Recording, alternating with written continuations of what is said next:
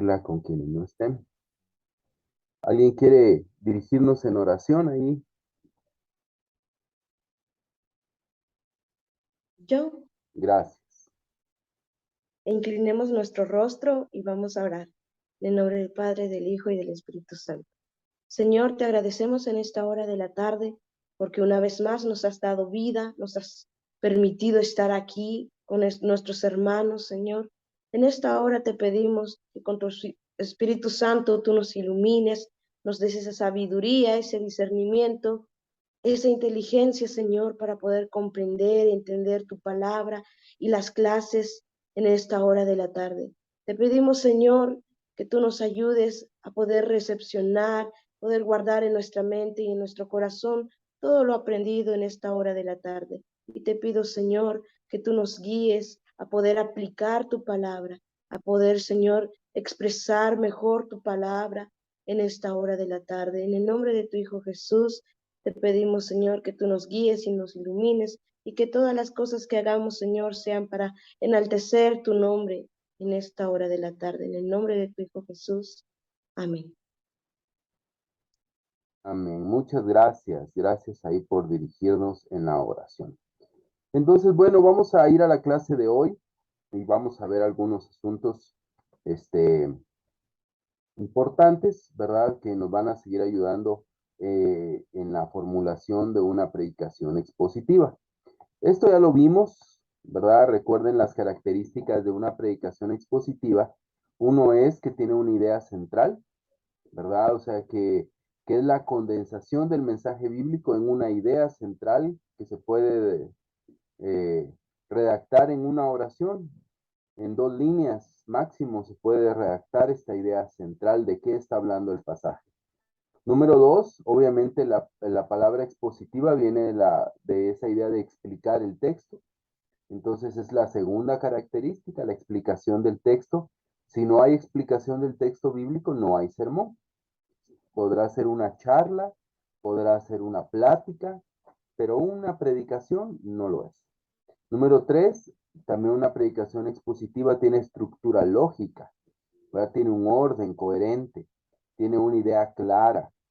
O sea, no es algo ahí todo enredado, ¿no? Sino es algo que tiene una estructura bastante ordenada, que es coherente, que es fácil de llevar y que es clara. Lo que queremos es dar todo ese conocimiento que ustedes van a adquirir en la observación, poder digerirlo, procesarlo y poder darlo, ¿verdad? De una manera lógica, coherente y clara. Número 4 es también algo que es importante y es que la predicación expositiva habla a los oyentes de hoy en día. No solamente explica lo que pasó hace 2000, 3000 años, sino también explica y sobre todo habla a nuestra realidad de hoy en día.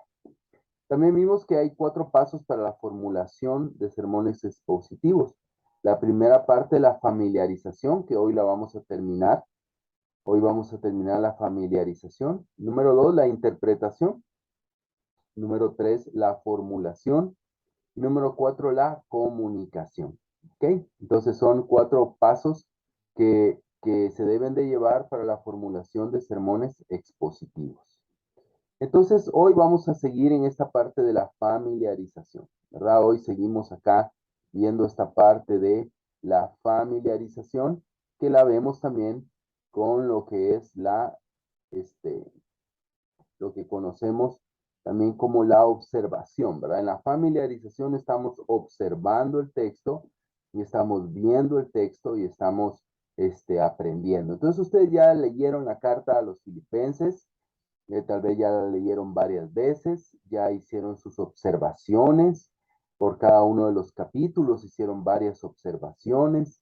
Entonces, tienen por lo menos en cuanto a la lectura, a la visión de lo que es la prédica, o perdón, la carta, tienen una idea bastante clara, ¿verdad? Tienen una idea bastante clara de qué habla Filipenses, ¿verdad? Entonces, eso es lo que ustedes están haciendo. Pero se dan cuenta que hasta donde van no han utilizado ninguna herramienta extra, ¿verdad? Lo único que han utilizado son sus Biblias. ¿verdad? Son sus Biblias. Lo que hoy vamos a empezar a realizar, ya vamos a necesitar algún tipo de herramientas. Yo les voy a proporcionar algunas de ellas, ¿verdad? Algunas herramientas que les pueden ayudar a realizar la siguiente parte, ¿verdad? De este proceso de familiarización y observación.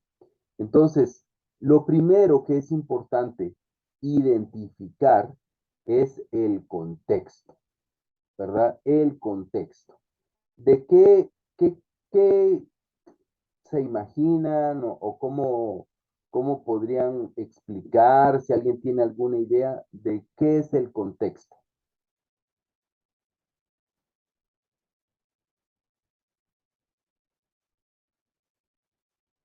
¿Qué será el contexto? ¿No tienen alguna idea más o menos de qué será el contexto? Bueno, si no estoy mal, el contexto es, por decirlo así, o sea, tomar en cuenta lo que él rodea, o sea, la cultura, el lugar, ver las cosas el lugar o la situación en la que están sucediendo, pasando, contando las cosas. Ujú, correcto.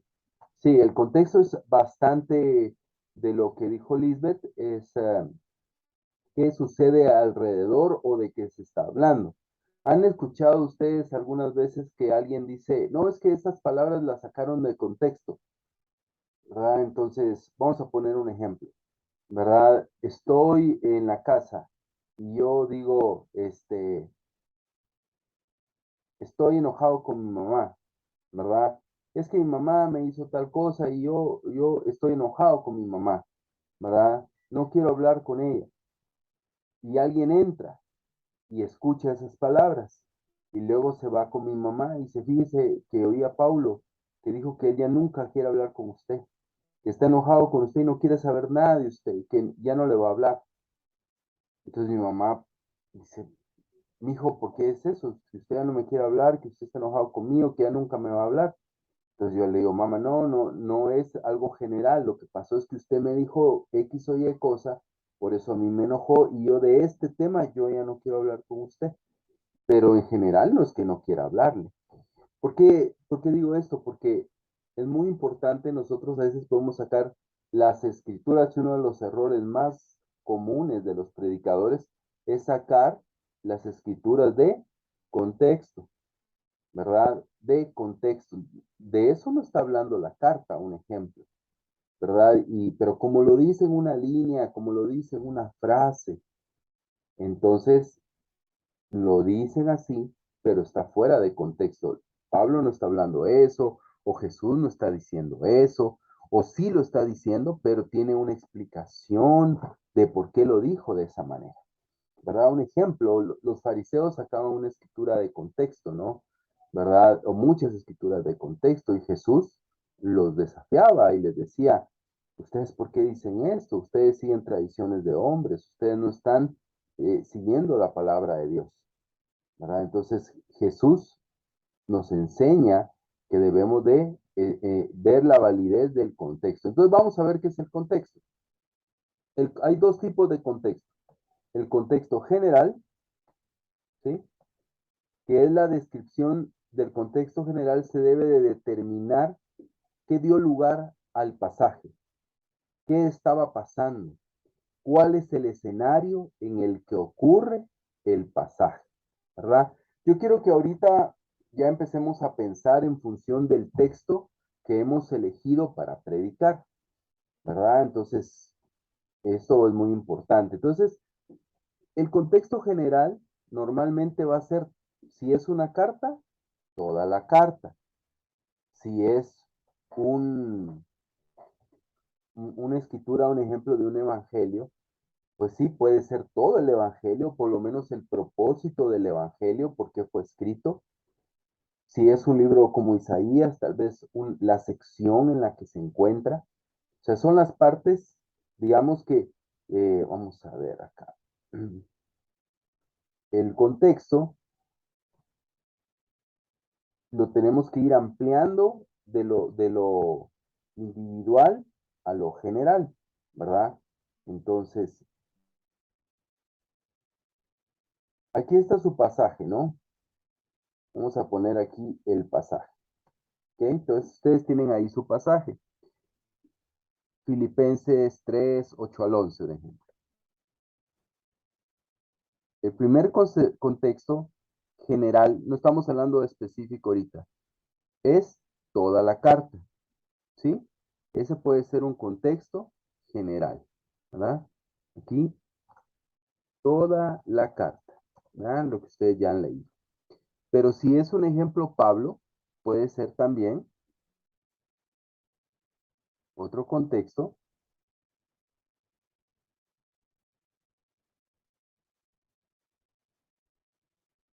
más amplio, pero es un contexto general, puede ser la literatura, literatura paulina. O sea, puede ser un contexto general, es toda la literatura de Pablo. O sea, que este pasaje, como ustedes lo van a interpretar, tiene que estar de acuerdo con toda la literatura de Pablo. También puede ser que haya uno más general, que sea un contexto todo el Nuevo Testamento o toda la Biblia. No es que van a leer toda la Biblia, ¿no? Para hacer una prédica, pero ustedes tienen que tener la claridad de que su idea, ¿verdad? Lo que ustedes están interpretando, tiene que estar en concordancia con esos contextos, son esos círculos concéntricos que se van abriendo y abriendo y abriendo, ¿verdad? Aquí empezó su pasaje, pero su pasaje tiene un contexto, que es la carta, que es la literatura. Aquí en la carta, ¿verdad? En ese contexto general están aspectos como los que decía Lisbeth, es cultura, ¿verdad? Geografía, puede ser, contexto social, por ejemplo, ¿verdad? Entonces son algunos elementos que uno tiene que ir revisando para, sobre todo en ciertos pasajes que van a requerir. Un ejemplo, si ustedes van a predicar un pasaje que tenga que ver sobre la mujer, un ejemplo, ¿verdad? Sobre la mujer, sobre el papel de la mujer en el Nuevo Testamento o en el cristianismo, seguramente ustedes para poder hacerlo bien tienen que buscar estos elementos para saber cómo eran las mujeres en ese tiempo, cómo era la geografía, cómo era el contexto social, ¿verdad? El liderazgo, ¿verdad? O que yo voy a hablar sobre esta escritura de amos, obedezcan, esclavos, obedezcan a sus amos. Ok, ¿cómo era la esclavitud? Era igual a como nosotros la entendemos. Entonces, el contexto nos ayuda en todo esto, ¿verdad? Entonces, es aquí lo que necesitamos revisar y poder ver la importancia entonces del contexto general, ¿verdad? Entonces aquí se debe determinar qué es lo que dio lugar al pasaje, qué estaba pasando, cuál es el escenario en el que ocurre el pasaje. Con lo que han leído en Filipenses, ¿cuál creen ustedes que es como el contexto general de la carta? ¿Qué es lo que está sucediendo? ¿Cuál es la razón por la cual Pablo escribe la carta? ¿Qué es lo que han logrado ver en cuanto a un contexto general de la carta a los filipenses?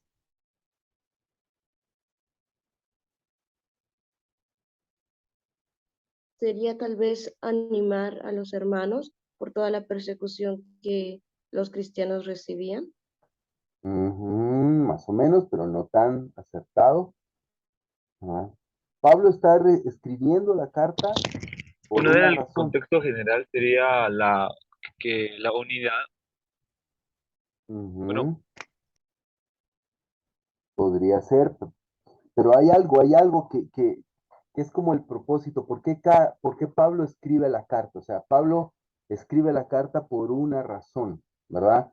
Por una razón. Él recibió algo de ellos y él escribe por eso que él recibió, y aprovechando eso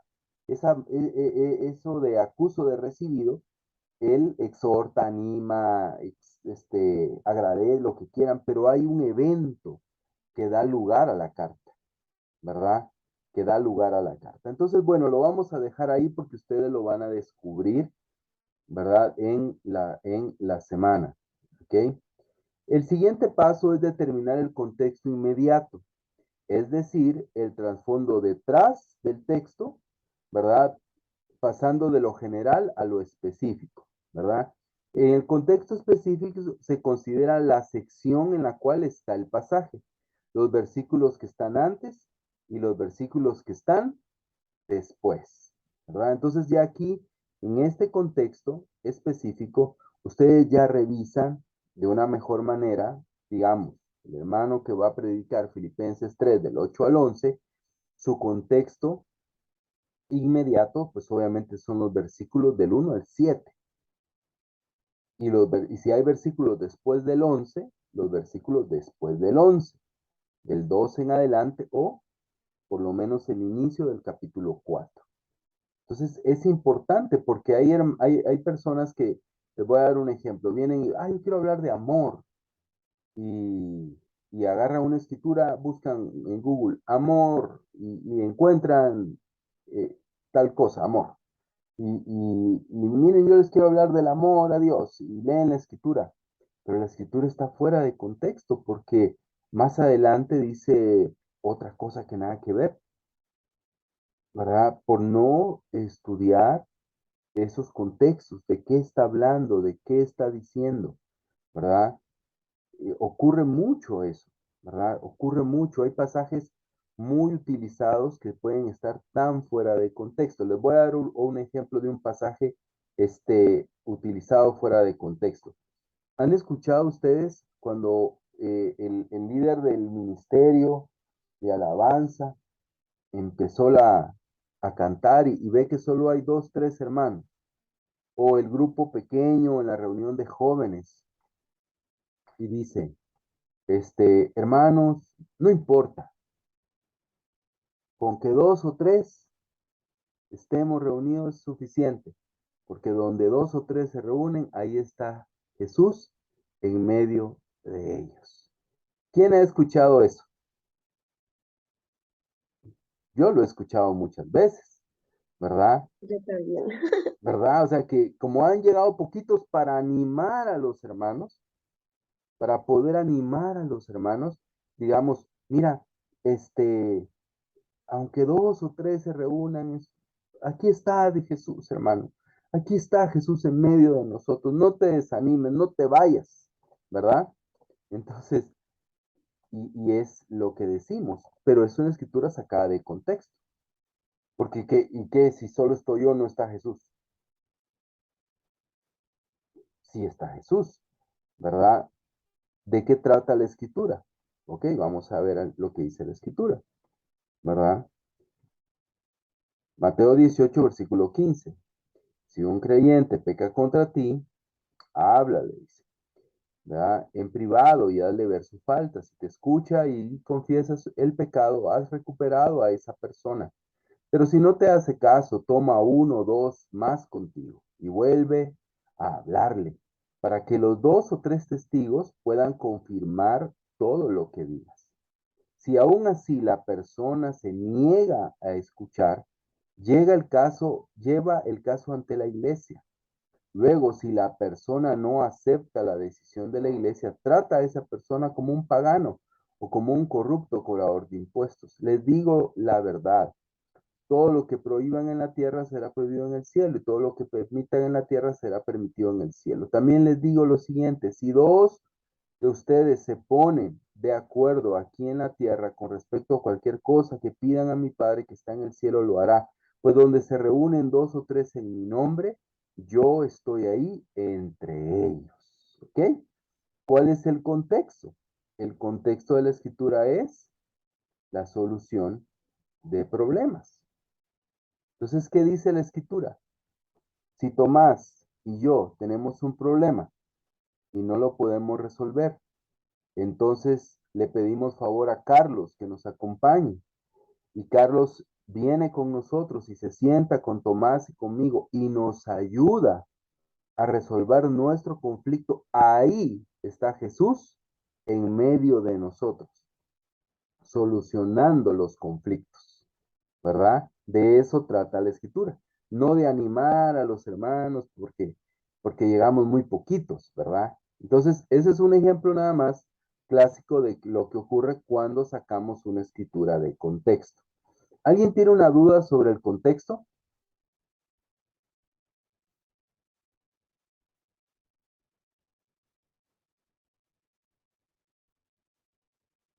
Ok, No, por el perfecto. momento no. Entonces, para encontrar el contexto, pues, es importante buscar herramientas. Ustedes van a necesitar encontrar herramientas que los puedan ayudar a entender el contexto general y específico, sobre todo el contexto general.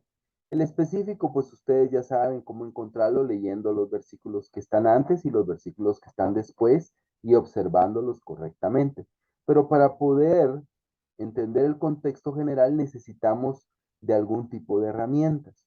Algunas de ellas son, un ejemplo, comentarios bíblicos, otras son manuales bíblicos, le llaman manuales bíblicos, introducciones, aún las mismas Biblias. Hay Biblias de estudio que ustedes tienen y tienen una buena introducción antes de cada libro. Nosotros empezamos a leer, ¿verdad? Pero la introducción nos da el contexto, nos explica qué estaba pasando, qué estaba sucediendo, ¿sí?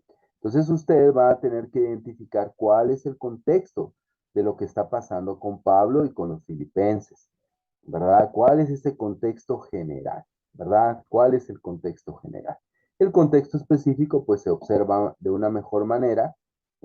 Cada pasaje va a ser diferente. Contexto general prácticamente todos deberían de tener el mismo contexto general, pero el contexto específico va a ser dependiendo, ¿verdad? Dependiendo del pasaje que ustedes han elegido y ustedes quieren predicar, ¿verdad? Entonces, aquí vimos ya lo del contexto, el contexto general y el contexto específico. Ahora yo les voy a mandar algunas herramientas al terminar la clase para que ustedes puedan ayudarse a, a tener estos aspectos. Entonces, ustedes tienen que, este es como un checklist, ¿verdad? Una lista. Ustedes tienen que poner contexto general, contexto específico, que yo tengo que entender el contexto general y el contexto específico.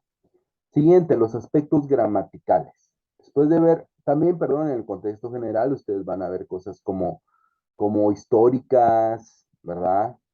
Cómo era la gente en ese momento, eh, como vamos a poner otro ejemplo de un contexto general que es importante entender, es ese de que Juan se reclinaba en el pecho de Jesús, ¿no? Entonces dicen, ala, es que Juan era el más cercano, él, por eso él lo amaba mucho, porque él estaba así en su pechito de Jesús, así, ¿verdad? Como un bebé. No es eso lo que está hablando, sino era una manera de decir que estaba sentado cerca de él, porque ellos se sentaban, no se sentaban en sillas como nosotros, sino en el piso y se reclinaban, ¿verdad? En una posición reclinada. Entonces, la persona que estaba a mi lado, depende de cómo íbamos orientados todos, estaba aquí, cerca de mí, cerca de mi pecho. Entonces era una manera de decir, Juan está cerca de Jesús, ¿verdad? Estaba sentado cerca de Jesús. Entonces, pero el entender cómo eran las cosas, cómo se sentaba la gente, ¿verdad? Cómo se vestían, cómo viajaban, yo puedo entender algunos aspectos, ¿verdad? Algunos aspectos para poder tener una mayor comprensión, ¿verdad? De lo que está sucediendo ahí. Ahora aspectos gramaticales. ¿Ok? Lo primero, ya vimos en la lista, tenemos que ver el contexto general inmediato. Ahora, en los aspectos gramaticales, lo primero es, perdón, identificar el género literario. ¿Ok? Juan Medina explica, no es lo mismo predicar de una parábola de Jesús que de una historia de uno de los reyes de Israel. Tampoco será lo mismo predicar de los salmos que de las epístolas. Es diferente, se interpretan de una manera diferente los géneros literarios. Hay géneros literarios que no se pueden aplicar o explicar o interpretar literalmente, porque son poéticos, porque son proféticos, ¿verdad? Hay algunos que no se pueden tomar como doctrina, porque no son doctrinas, sino son ejemplos, son historias, ¿verdad? Entonces, no es lo mismo. Entonces, es muy importante identificar el género literario. Obviamente, nuestro género literario son las epístolas, son cartas, ¿verdad? Tal vez es el más fácil, llamémoslo así, de poder predicar o de poder estudiar, ¿verdad? Porque no hay mucho aspecto de lenguaje figurado, ¿verdad? Todo es muy literal en muchos sentidos. Aquí lo que se mueve en las epístolas es el contexto. Contexto es clave, clave para interpretar. O sea, si el contexto está bien, ¿verdad? Vamos por buen camino. Pero bueno, en el caso imagínense cuando dice David, soy malvado, pecador desde el seno de mi madre, en pecado me concibió mi madre, en el Salmo 51. Ok, eso ha dado origen a una doctrina, a la doctrina del pecado original, de que nacemos en pecado, pero no es lo que el resto de la Biblia dice. Por eso Jesús nunca hubiera dicho, sean como los niños, porque el reino de Dios es de quienes son como ellos, ¿verdad? Si esos niños están en pecado. Lo que pasa es que David, su género literario es un salmo, es poesía, y él está siendo poético, pues.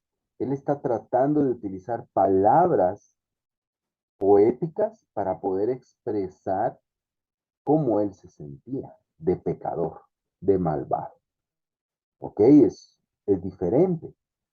Las parábolas son distintas, se interpretan de una manera distinta. Hay que conocer un poquito la cultura. Cuando Jesús dice, el pastor es la puerta, uno dice, ¿cómo va a ser la puerta? O sea, pero cuando uno entiende, ok, sí. Cuando Jesús dice, aborrece a tu padre o a tu madre,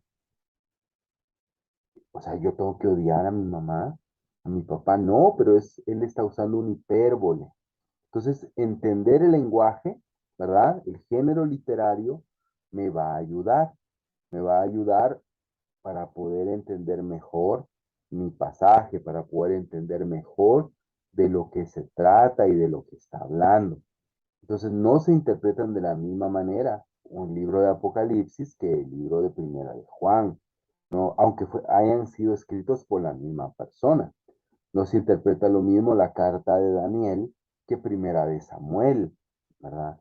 Son géneros diferentes que nos obligan a interpretarlos de una manera distinta.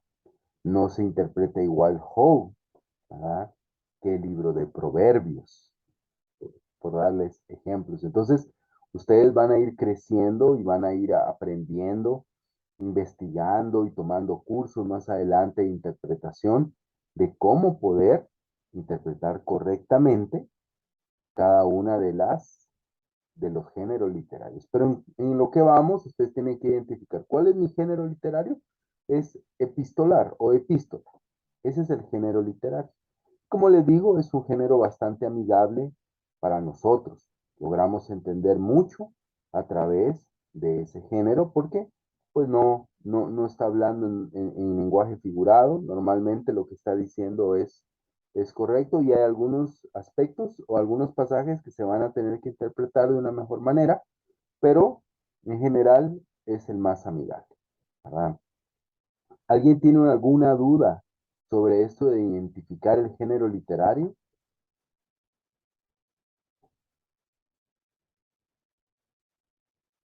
¿No? Esto es vital, ¿verdad? Para que ustedes puedan interpretar correctamente. El siguiente aspecto es identificar los verbos principales. Aquí la verdad es que que soy honesto, esto es muy importante que sean verbos principales porque un párrafo puede tener una gran cantidad de, de verbos, ¿verdad? Pero necesitamos identificar los verbos principales. ¿Cuáles son los verbos principales? Son los verbos que quien realiza la acción, ¿verdad? Es uno de los personajes principales o que tiene una connotación principal dentro del pasaje, ¿verdad? Un ejemplo, hay cosas que necesitamos identificar, ¿verdad? Que son, este, perdón, hay algunos aspectos que necesitamos identificar, ¿verdad? En cuanto a un verbo, ¿verdad? Aquí les doy un ejemplo de Filipenses. Por ejemplo, en Filipenses 2:2 dice completad mi gozo, ¿verdad? ¿Cuál es el verbo ahí?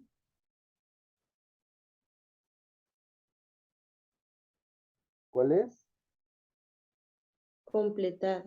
Completad, ¿verdad? Ese es el verbo. Entonces, se busca cuál es el tiempo, ¿verdad? El tiempo que está hablando es un tiempo presente. ¿Cuál es el modo? ¿Verdad? El modo es un imperativo, porque se dan cuenta que es como una orden, completadlo, como cuando le estás pidiendo algo a alguien. Pásame, ¿verdad? Pásame el teléfono, ¿verdad? Entonces es un imperativo, significa que es una orden, no es una sugerencia, ¿verdad? Entonces hay una voz activa, ¿verdad? Que los que realizan la acción, ¿verdad? Son los filipenses. ¿Quiénes tienen que completar el gozo? Los filipenses, ¿verdad? Ellos son los que tienen que completar el gozo. La persona es segunda persona, ¿verdad? Porque es yo completo, ustedes completada, ¿verdad? Es segunda persona y está en plural. Son datos que podrían hacerlo sentir un poco como, para qué tanto, no?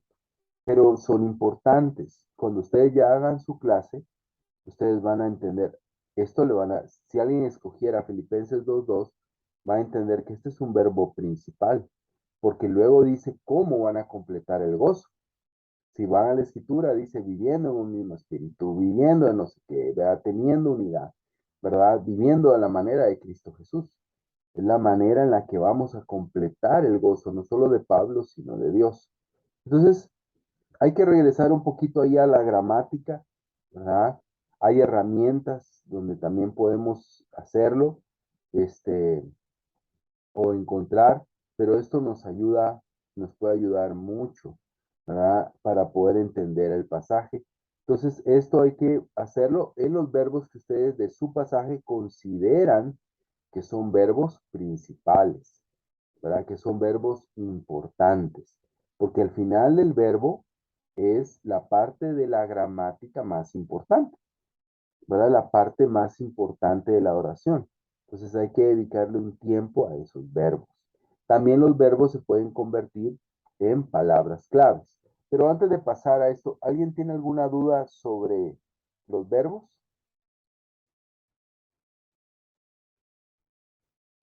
Ok, si no hay, No, gracias. Pasamos al siguiente. Identificar si hay palabras repetidas y por qué. Un ejemplo, en Filipenses dice varias veces alégrense, ¿no? ¿Por qué lo repite? ¿Cuál será la razón? Entonces, hay que ver, identificar si hay palabras repetidas y por qué creen ustedes que hay. A veces no hay, pero a veces sí. Pero sí lo que es importante es identificar las palabras claves y la búsqueda de su significado. Entonces, de ese pasaje que ustedes van a predicar, tienen que identificar palabras claves y hay que ver qué significa. Y no voy a ir al diccionario en español, porque al final la palabra no fue escrita en español. Tengo que buscar qué significa en su idioma original, ¿verdad? Y pues ya repito, les voy a dar algunas herramientas que les pueden ayudar. ¿verdad? Uno es un diccionario que es diccionario expositivo Vine, ¿verdad? Que ustedes buscan la palabra. Un ejemplo, la palabra gozo, ¿verdad? Alegría, gozarse.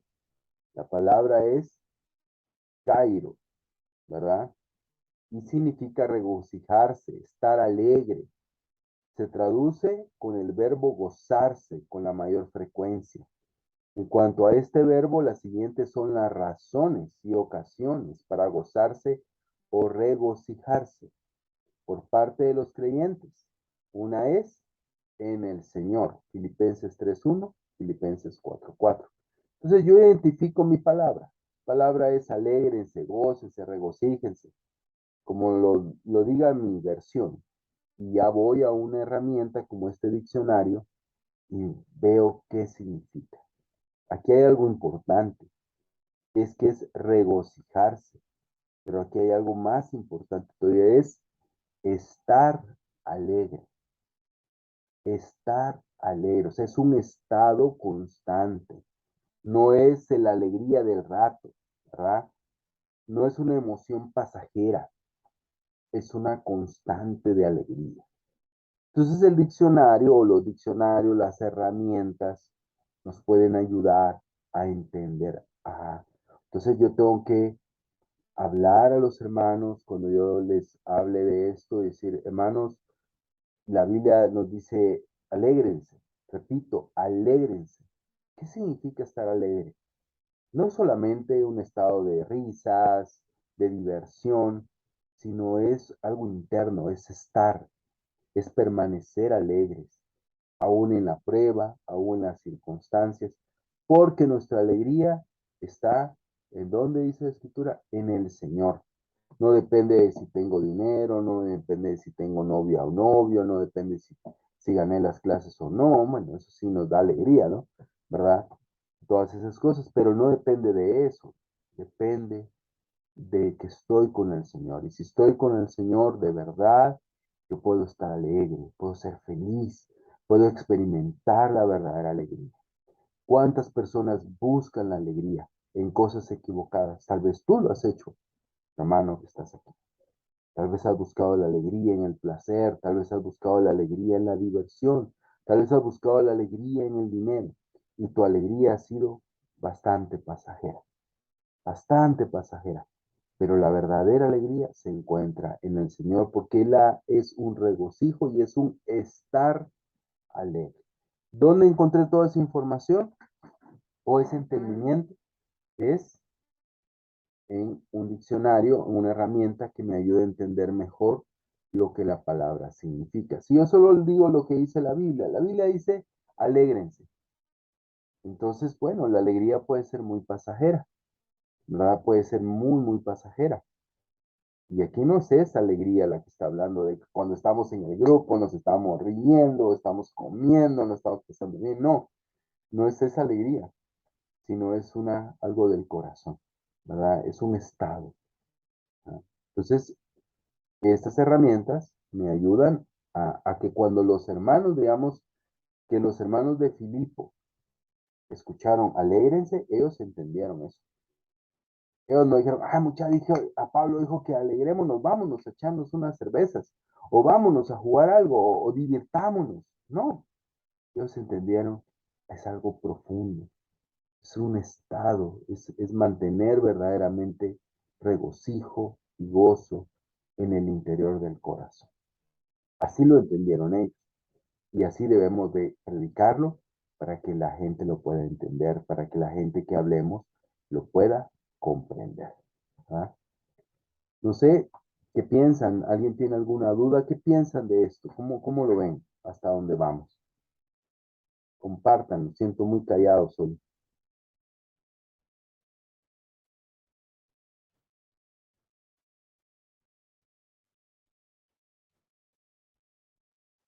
Pues de mi parte, me parece muy interesante todo lo que estamos viendo y en especial todas las, así como usted lo decía, todas las figuras, los verbos, incluso palabras, pues que aunque para nosotros parezcan como que no son la gran cosa, al final realmente sí esas son claves en los pasajes, y entonces solo por una palabra, por decirlo así, que omitamos o saquemos de contexto, todo el mensaje en sí como que puede perder su sentido, el centro, por decirlo así.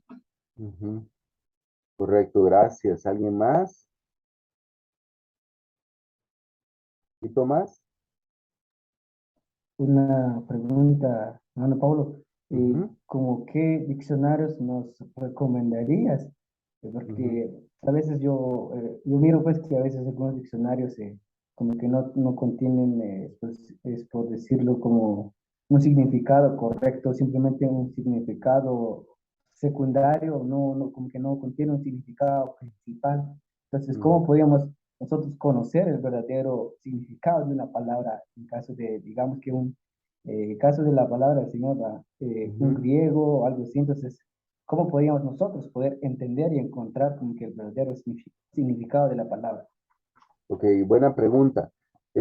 Yo creo que no hay como- no podemos depositar toda nuestra fe a un solo recurso, ¿verdad? Este recurso que yo les voy a compartir en un momento que se llama Vine es muy bueno, ¿verdad? Pero es muy importante también nosotros tener otros recursos, como el diccionario Strong, ¿verdad? Es un recurso, pero les quiero compartir uno y tal vez podemos hacer un ejercicio ahorita, por lo menos que ustedes puedan ver cómo poder realizarlo, ¿verdad? Cómo poder realizarlo. Entonces, aquí vamos. Yo les voy a dar la página y ustedes van a ingresar después, ¿verdad? Lo pueden hacer.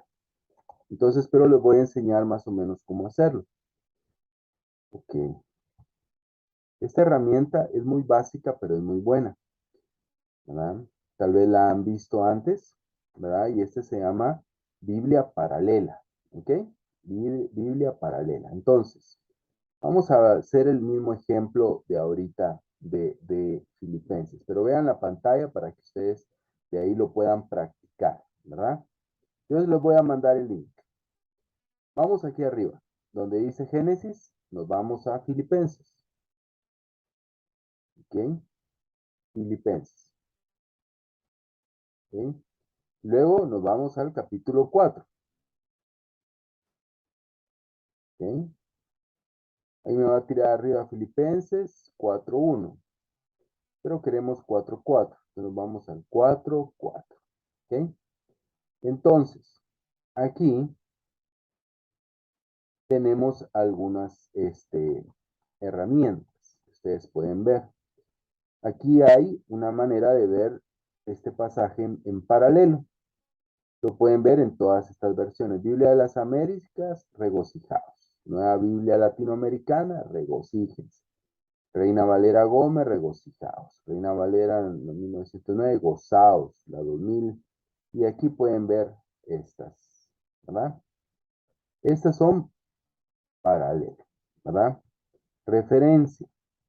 Aquí pueden ver algunas escrituras de referencia sobre el tema regocijados, porque es como el tema central del versículo. Hay una referencia cruzada, significa que son escrituras que tienen que ver con el tema, tienen que ver con el tema. Entonces aquí vemos Salmos 33:1, cantad con júbilo al Señor. Y hay otra, Habacuc 3:18, con todo yo me alegraré en el Señor, me regocijaré en Dios mi salvación, ¿verdad? Y aunque viene desde el 17, ¿no? Y aquí podemos ver entonces algunas referencias cruzadas. Ok, tesoro escondido, ¿verdad? El tesoro de la escritura, ¿verdad? También me pone otras escrituras ahí, pero aquí es donde quiero que vayamos. Léxico. Ustedes le dan léxico y aquí se dan cuenta que está la palabra gozaos, ¿sí? Gozaos. Y aquí está la palabra en griego, ¿ok? Le doy aquí, en lo azulito que está abajo, tin, tin, tin, y me va a tirar a esta página. Y aquí me dice, ¿cuál es la palabra original? Kairo, que es la que vimos. Y hay un verbo, es un verbo, ¿verdad? Eso es importante, ¿verdad? Porque es una acción, ¿verdad? Entonces, y aquí me dice qué significa gozaos, gozo, gozoso, salve, como todas las maneras en las que se traduce.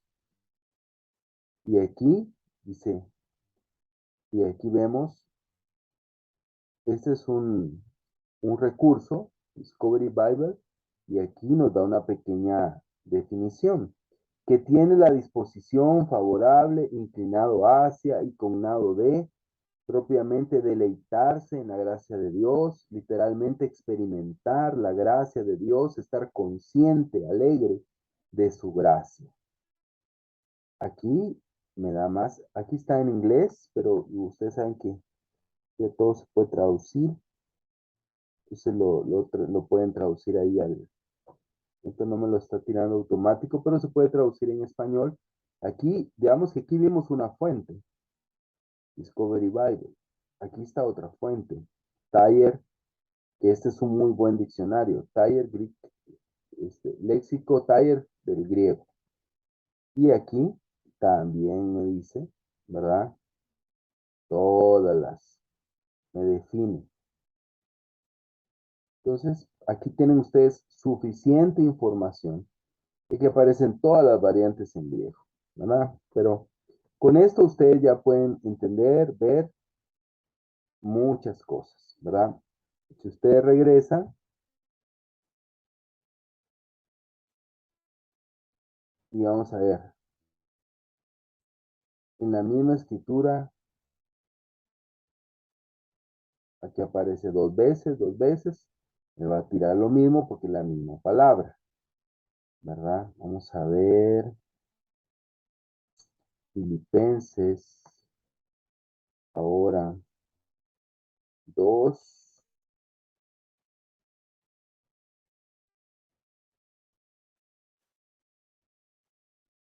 2, 2, vamos a ver.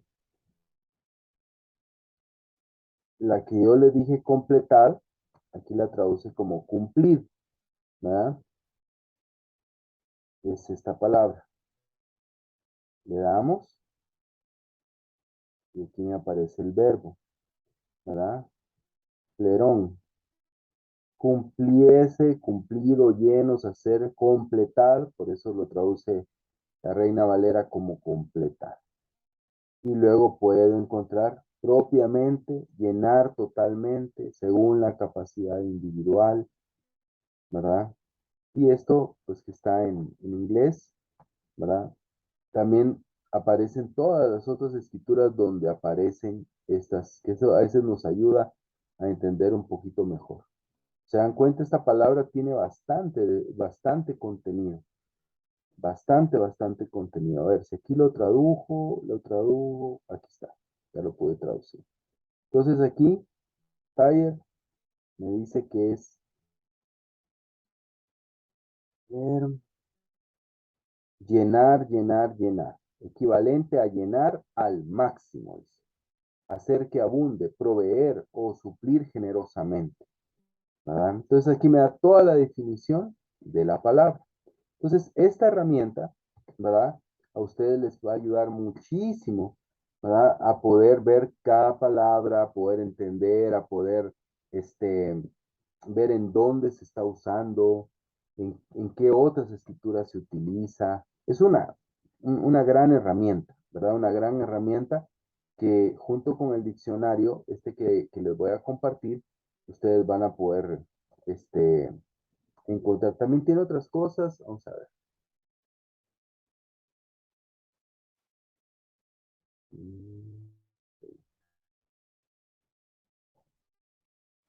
Tiene otras cosas que no mucho uso, pero algunos, este, regreso a la parte a completar. Aquí hay, comentarios sobre la escritura, un ejemplo. Está el comentario de Matthew Henry, que es muy conocido, y normalmente el comentario que aparece. Pues aquí hay una pequeña explicación de Matthew Henry sobre esto, ¿verdad? Y aquí son herramientas más para los estudiosos de griego, ¿no? Aquí solo de griego me aparece todo en griego, español y su morfología, ¿verdad? Entonces, pero esta parte es la que a ustedes, el léxico, es la que a ustedes les puede servir mucho, sobre todo para el estudio de la palabra, ¿verdad? Para el estudio de la palabra, para que ustedes puedan entender y comprender bien ahí de qué se trata, de qué está hablando, qué está haciendo, ¿verdad?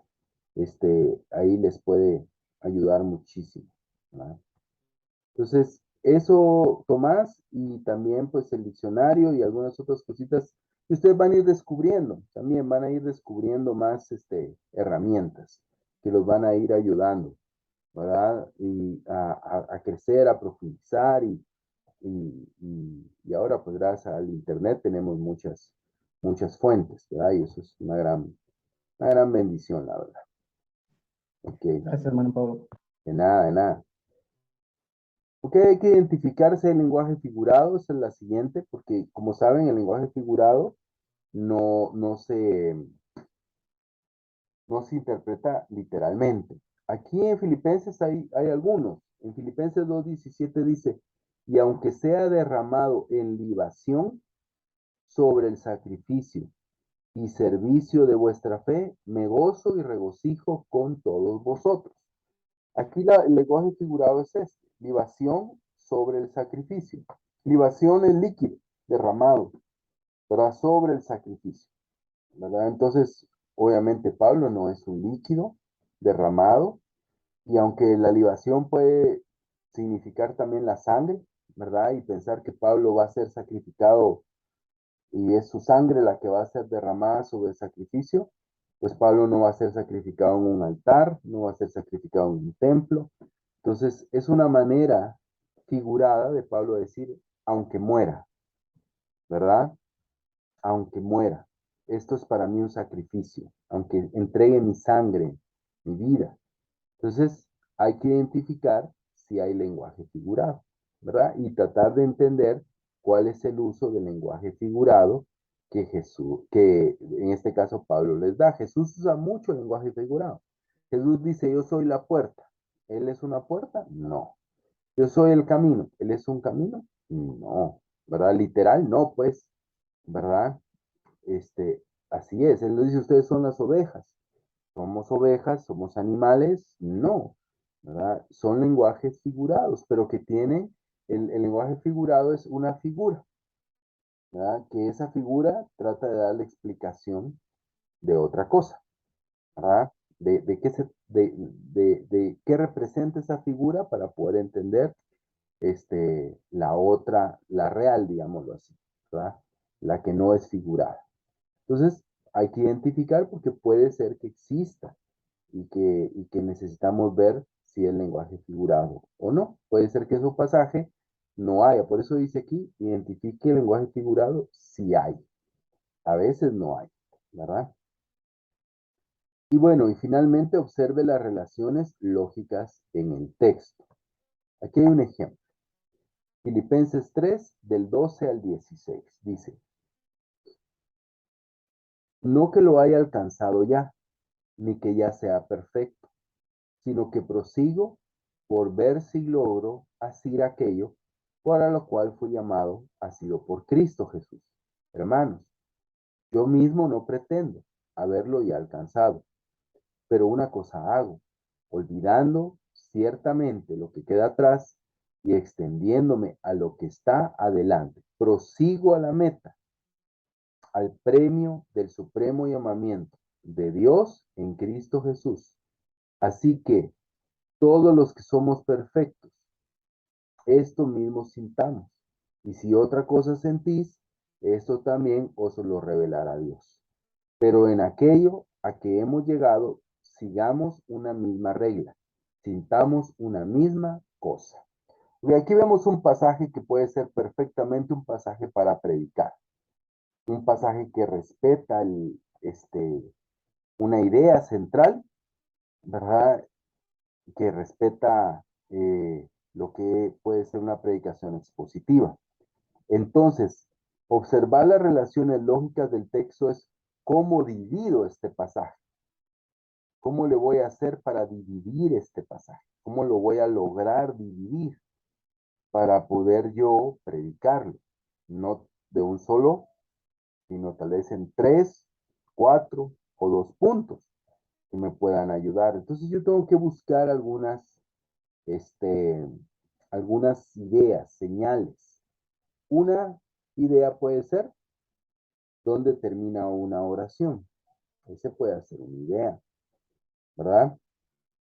Otra puede ser donde hay algunas palabras importantes, como esta.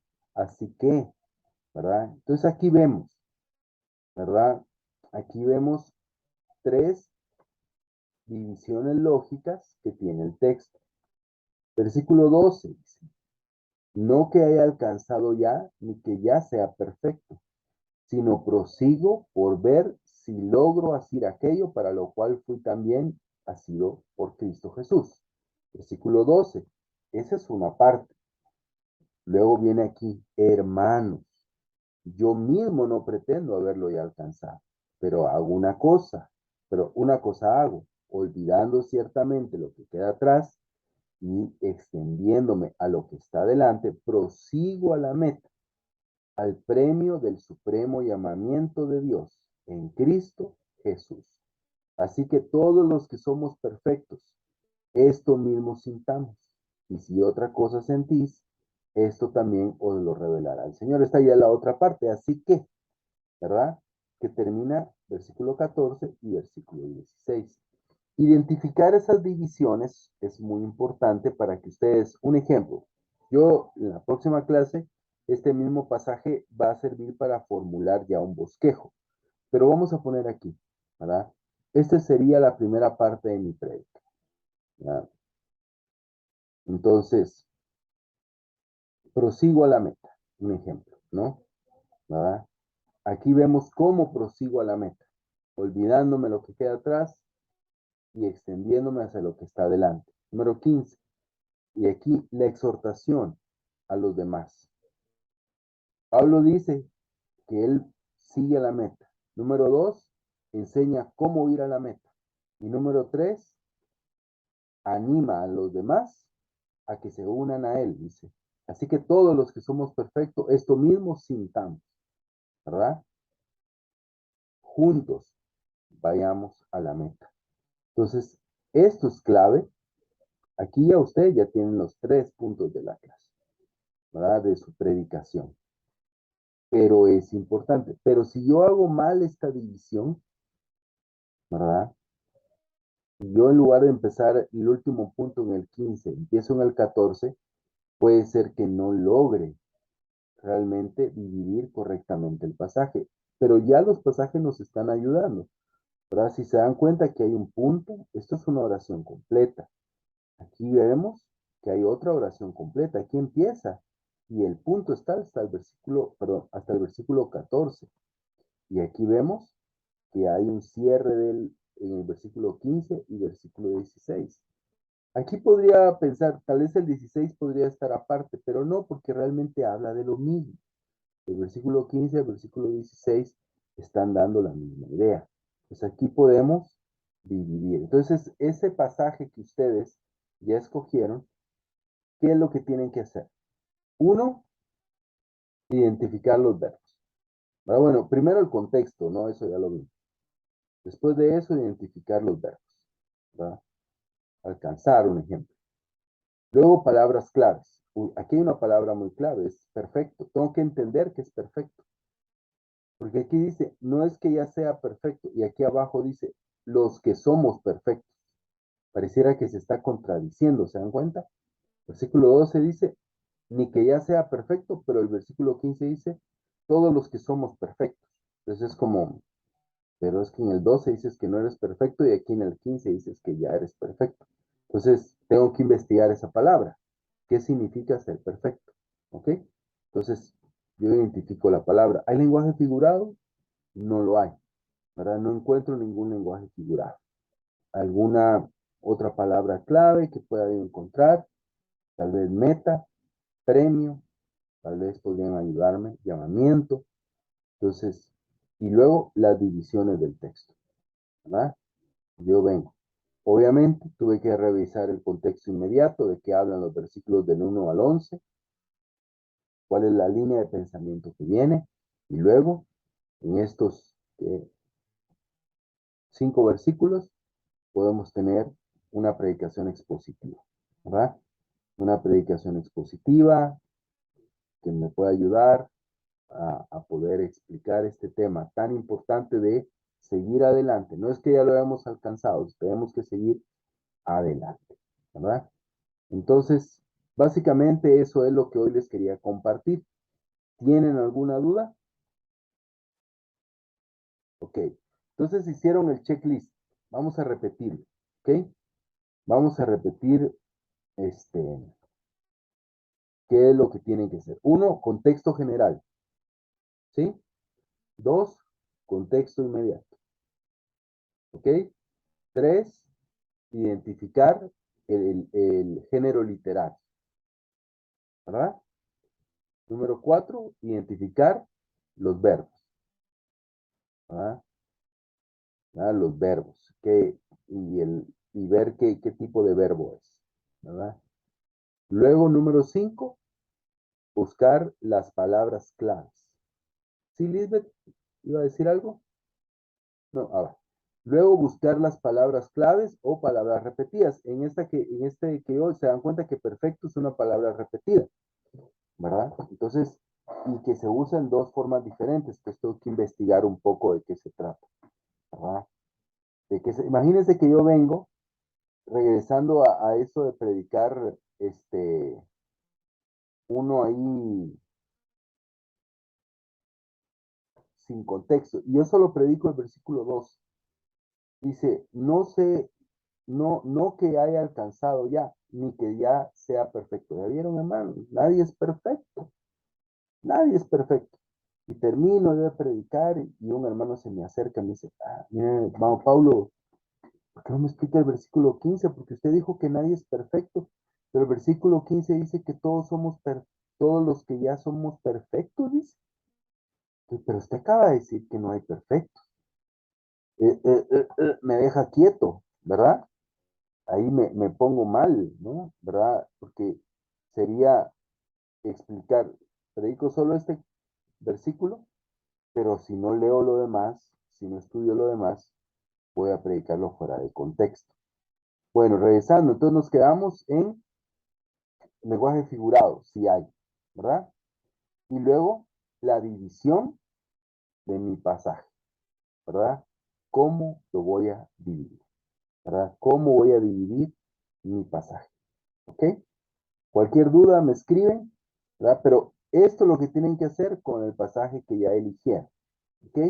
Con el pasaje que ya eligieron, esto es lo que deben de realizar, ¿verdad? Y ahí ya en la siguiente clase ya vamos a empezar a armar ya la formulación, ya vamos a empezar a hacer los bosquejos, ¿verdad?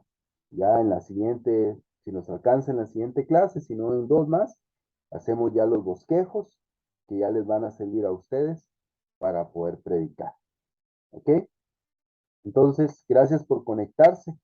Hoy fueron menos, pero ahí voy a subir la clase para que los demás los puedan ver. Pero gracias, Tomás, Lisbeth, Carlos, David, Catherine, Rafaela y Yulisa por venir y conectarse. Espero que haya sido de utilidad.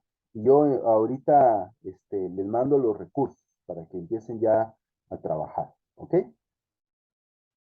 Bueno, pues que estén muy bien. Gracias, feliz noche. Pablo, igualmente. Buenas noches. Feliz noche. Feliz noche.